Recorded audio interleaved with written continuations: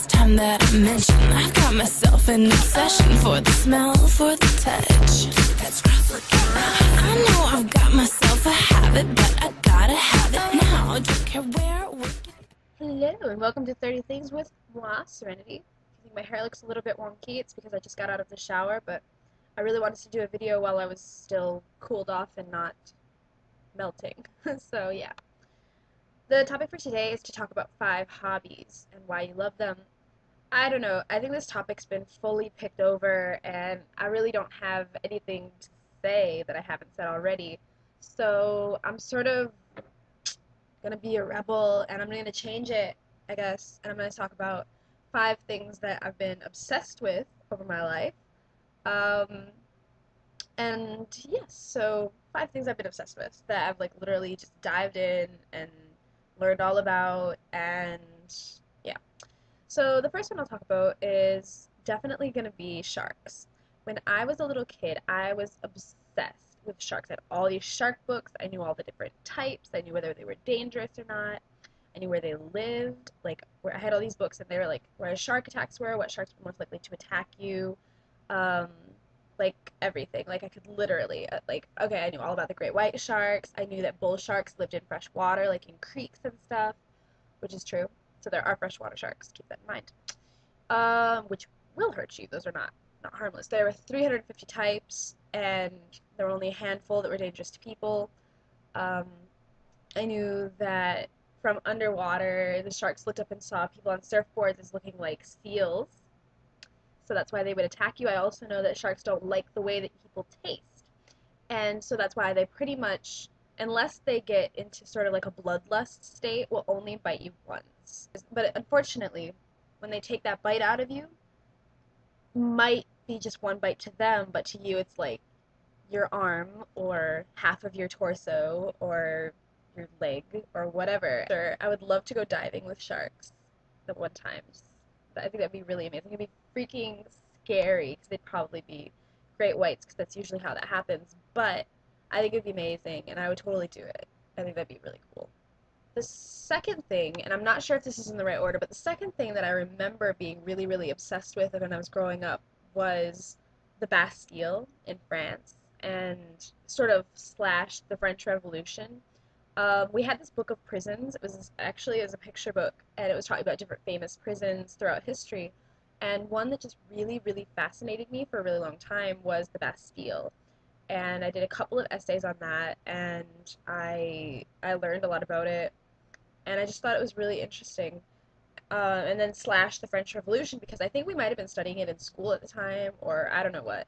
But I really thought it was the most interesting. I thought it was more interesting than our revolution. Maybe it was because people got beheaded. I don't know. But so I learned a lot about the French Revolution, about Marie Antoinette. I read the Royal Diaries book on Marie Antoinette, and I thought she was really interesting.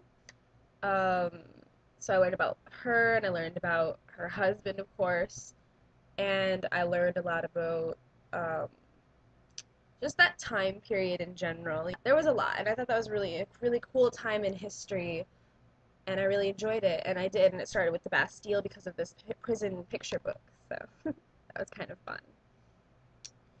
The third one is gonna have to be the Titanic. I don't remember if I was interested before or after I watched the movie, or if it was before the movie, why I ever heard of it at all. But again, it was like sharks. I knew all the stats. I knew when it went down. I knew when it was hit. I knew like people who were on it. My favorite, of course, was Archie Butt because, I mean, he died, which is tragic, but anyway.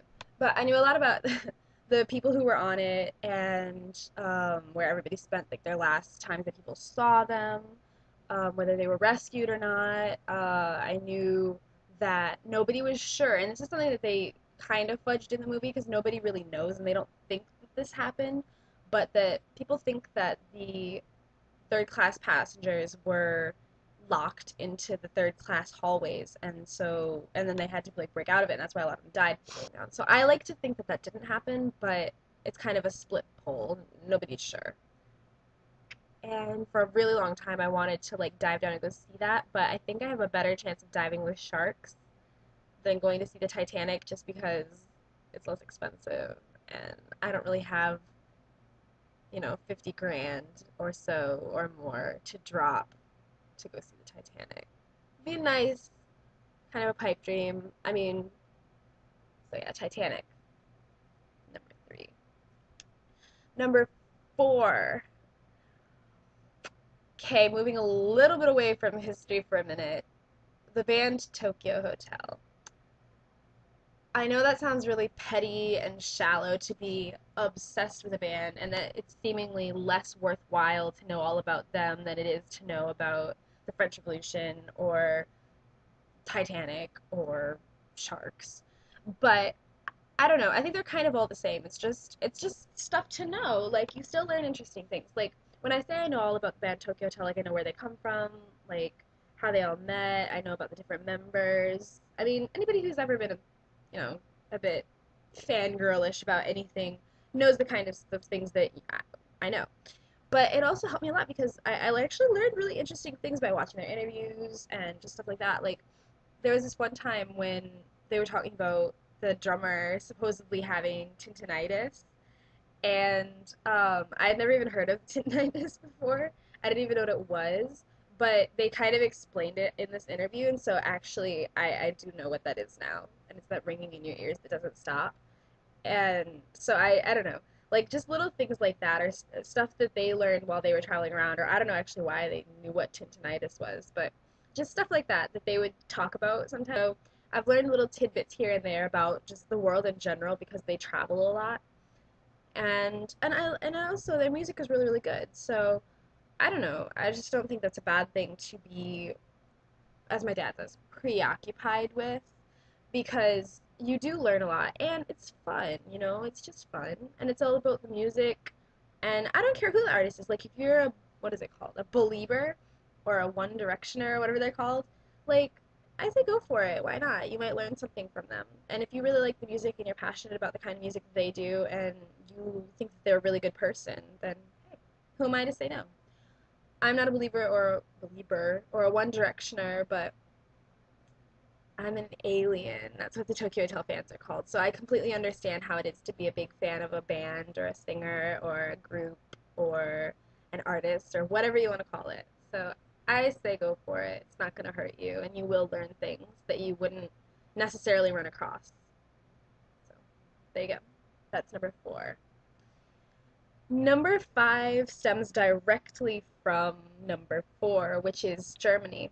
I've been absolutely obsessed with Germany ever since I found out that Tokyo Hotel was from Germany, specifically from Sachsen-Anhalt, in the near from a city called Magdeburg.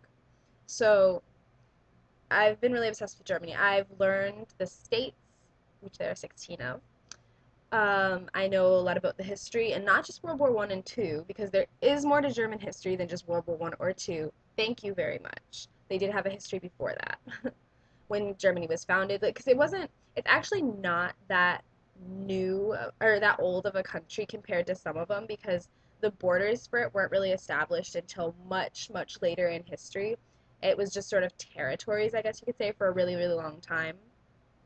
I know about Otto von Bismarck, um, some of the Kaisers. I don't know. It's really interesting, and it also fascinates me how, as a country, every time something really devastating happens, they always come out okay.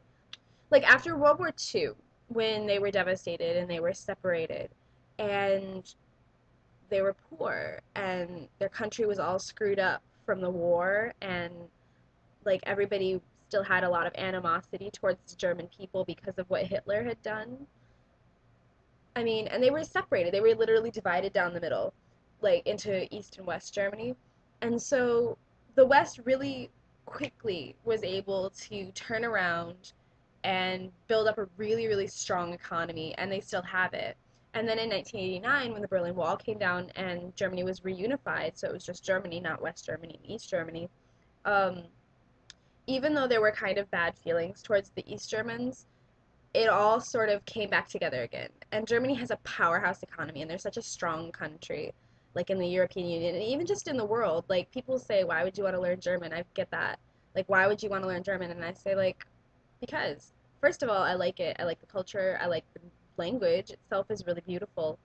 And also, it's going to be useful because the German economy is becoming very important, especially if you're interested in traveling to Europe. I mean, even when I was in the Czech Republic, more people there when I talked to them, they recognize German better than English. So that's something to think about. So yes, those are 5 things that I've been really obsessed slash passionate, depending on how you want to call it, about over the course of my life. So we've gone from sharks to Germany in a space of 13 minutes. So there you go. 5 obsessions of mine and how they became obsessions slash passions of mine. All right, that's that. And I love you. Until I see you, I love you. Bye bye.